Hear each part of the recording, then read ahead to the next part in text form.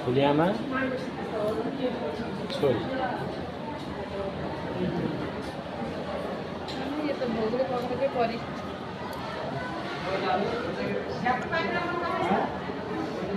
जब तो पाई ना पाई आधे तुम लोग का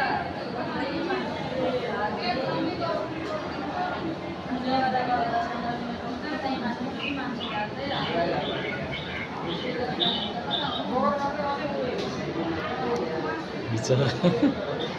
मात्रै जिस्क्यो है केटीको त छ कति ढिलो गरेको त नि रानुले बरु पलाइल ठुलो बनाएर बरु एकछिन पकाए नि हुन्थ्यो बरु है होइन मान्छे त्यति नै अरे आउने त